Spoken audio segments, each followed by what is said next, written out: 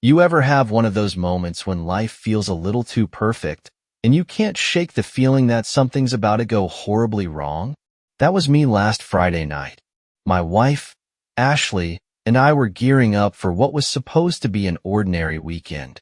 Dinner plans with friends on Saturday, lazy Sunday mornings with coffee and the crossword.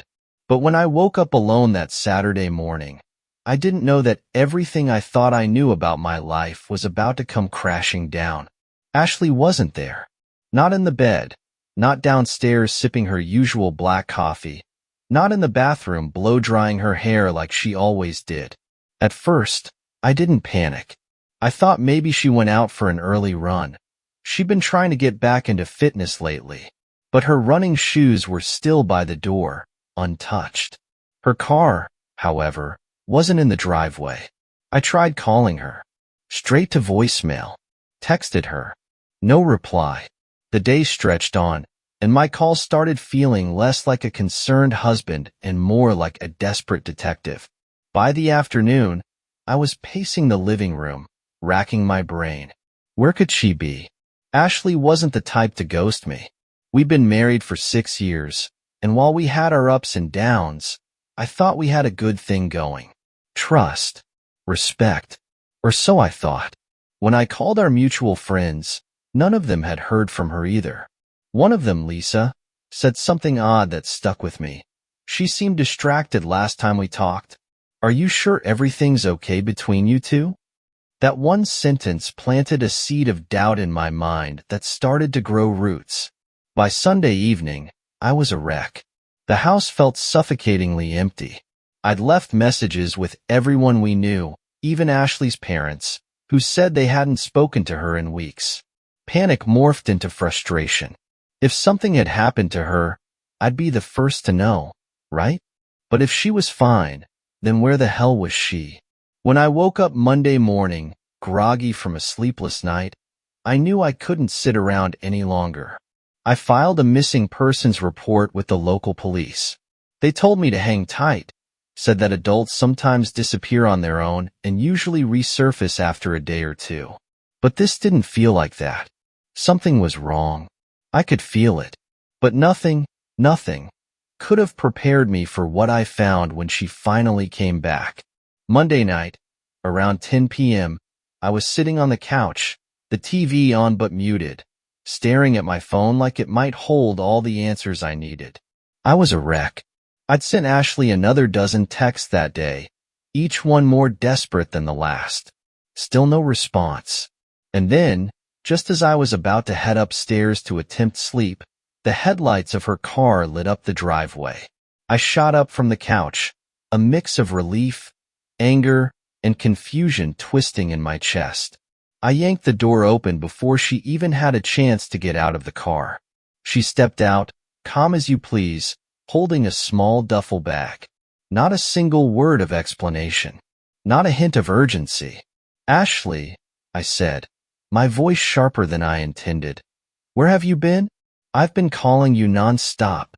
Do you know how worried I've been? She stopped at the bottom of the porch steps, her face expressionless, like she wasn't even registering my frustration. I needed time to think, she said quietly, like it was the most reasonable thing in the world. To think? I repeated, my voice rising. You disappear for an entire weekend without so much as a text, and all you can say is you needed time to think? About what? She sighed, brushed past me into the house, and set the bag down by the stairs. I don't want to talk about it right now. No way, I said, following her into the living room. You're not walking back in here and pretending like nothing happened. Where were you, Ashley? What's going on? Her hands trembled slightly as she turned to face me. I went to a hotel, she said, her voice barely above a whisper. I needed to be alone. A hotel? My mind raced, trying to process her words. Why? What's going on with you? Is this about us? Did I do something wrong? No, Michael, she said, her voice cracking. It's not you. It's me. I've been feeling lost. Lost? I echoed, frustration mounting. Ashley, if you're feeling lost, you talk to me. That's what we do. That's what we've always done. She sank onto the edge of the couch, her face buried in her hands. I didn't know how to tell you, she said finally, her voice muffled, because I don't even know what I'm feeling. I just needed space to figure it out. Her words felt like a punch to the gut. Ashley, we've been married for 6 years. You don't just disappear without a word because you need space. That's not how this works. What aren't you telling me? Her silence was deafening. And then, just when I thought she wasn't going to say anything else, she looked up at me, her eyes glistening with tears. There's someone else. It felt like the air had been sucked out of the room. My legs went weak, and I dropped into the armchair across from her. What? The word barely made it past my lips. I didn't mean for it to happen, she said, her voice trembling. I swear. It was just, I've been feeling so disconnected, and he listened. He made me feel seen. I stared at her, trying to comprehend what she was saying. My wife, the woman I'd built my life around, the person I trusted more than anyone in the world. How could she do this? Who is he? I asked, my voice cold. She hesitated, her gaze dropping to the floor. It doesn't matter. It's over. No, I said sharply. It does matter. Who is he? Her hesitation was answer enough. He's someone I met through work.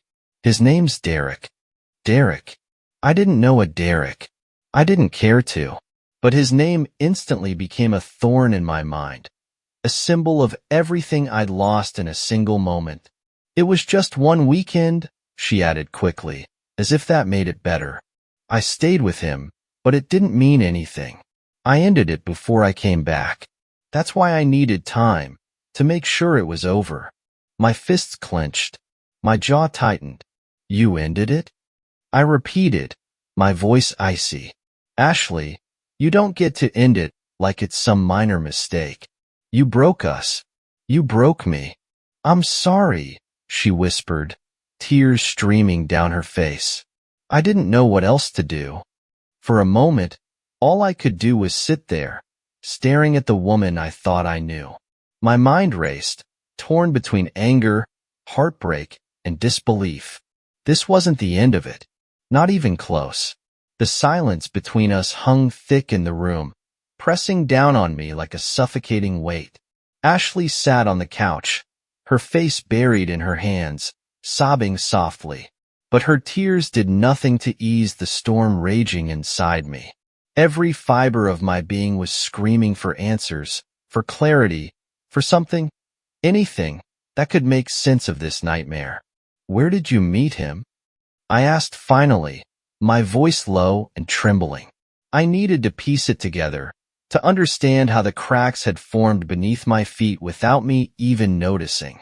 She hesitated, her fingers gripping the edge of the couch cushion like it was the only thing tethering her to the earth. Through work, she said, her voice barely audible. We started talking during a project.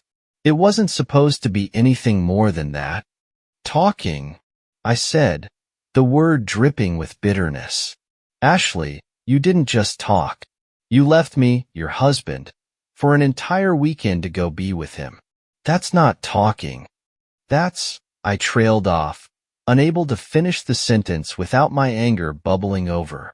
I know, she whispered. I know what I did was wrong. I wasn't thinking clearly. I felt like I was drowning, and he was there, offering me a lifeline. A lifeline. That word stung the most. For years, I thought I was her lifeline, the person she could turn to when the world felt too heavy.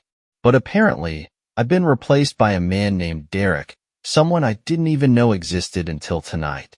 Did you sleep with him? I asked, the words coming out harsher than I intended.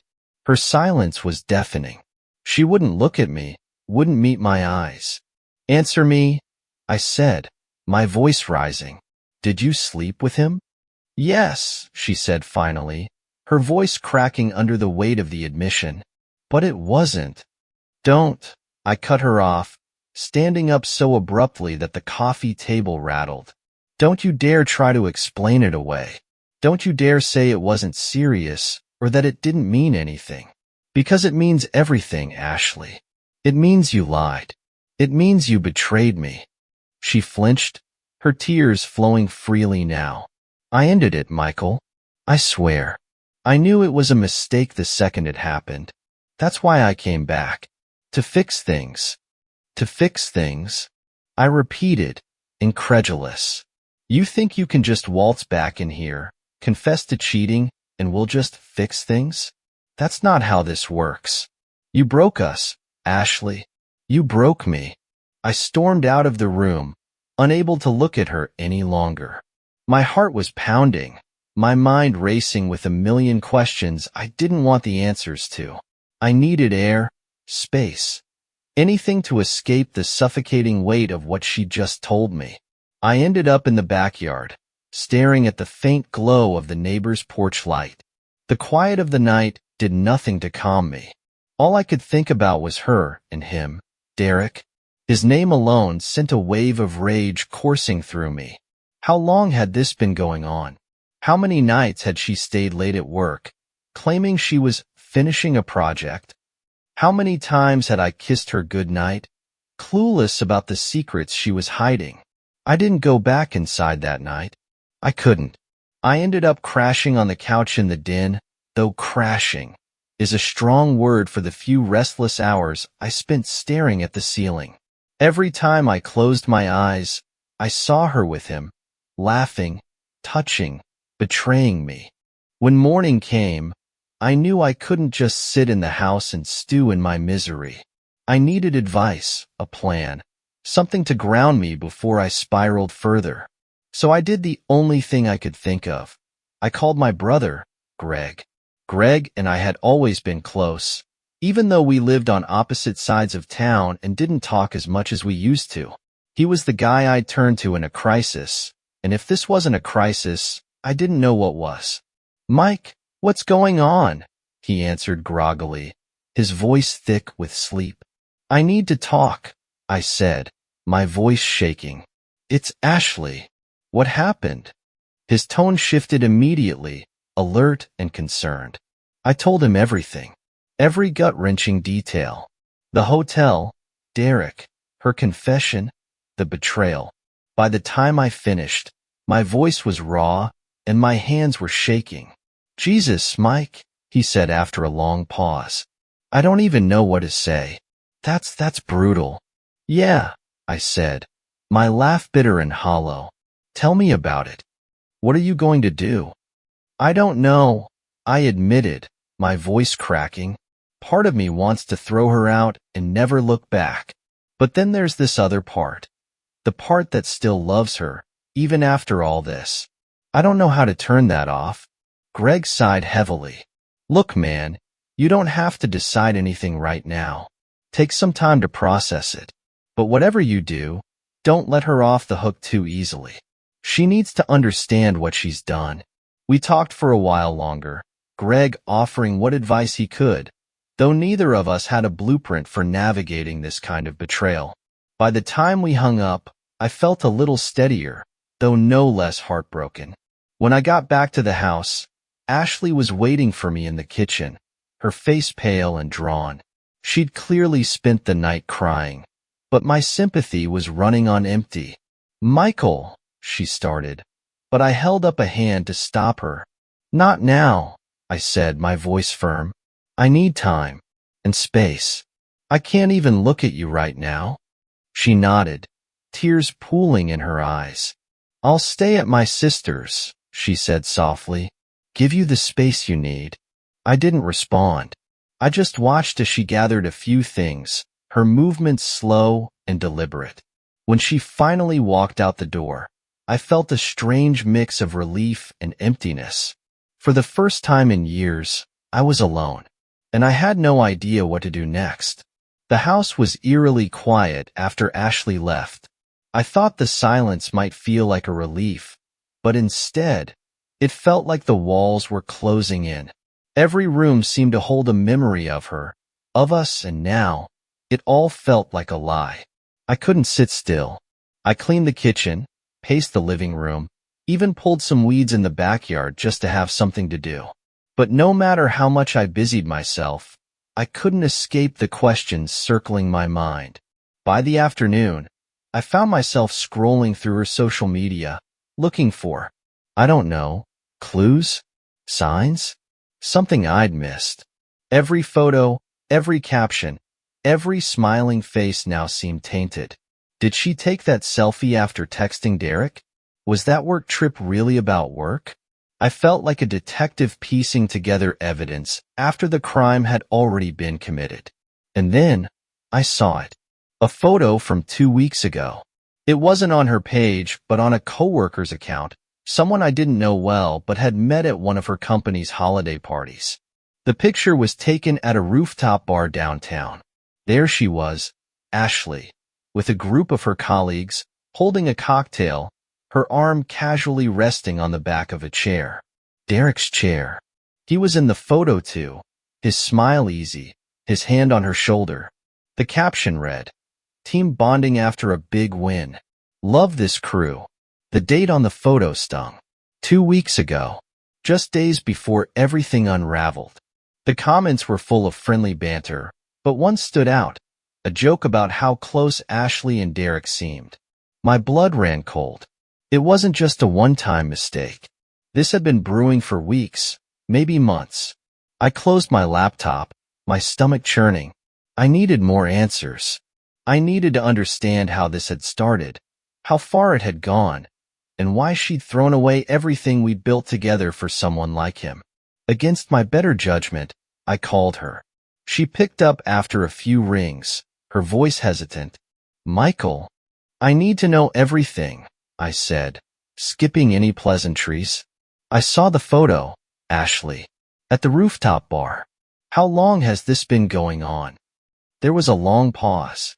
"A few months," she admitted, her voice barely above a whisper. "But it wasn't serious, Michael. It was never serious." I almost laughed at the absurdity of her words. "Not serious? You don't blow up your life for something that isn't serious. Were you in love with him?" "No," she said quickly. "I wasn't. I'm not. It wasn't like that. He was just there for me when I felt like you weren't." Her words hit like a slap. "I've always been there for you, Ashley. Always. If you were unhappy, why didn't you tell me? Why didn't you give me a chance to fix it?" "I don't know," she said, her voice cracking. "I was scared. I didn't want to admit that something was wrong. And Derek, he made it easy. He didn't expect anything from me. It was just easy. Easy." That word echoed in my mind long after the call ended. The next few days were a blur. I went to work, went through the motions, but my mind was somewhere else. I replayed our conversations, dissected her words, tried to make sense of it all. But no matter how I spun it, the facts remained the same. She betrayed me. She'd lied. And now, she was expecting me to pick up the pieces. By the end of the week, I knew I couldn't keep this to myself anymore. I called Greg again and laid it all out. The rooftop photo, her confession, everything. "Mike," he said after a long pause, "you've got to decide what you want. Do you think you can forgive her? Or is this the end?" "I don't know," I said honestly. "I thought I could, but now I just feel like every time I look at her, all I'll see is him."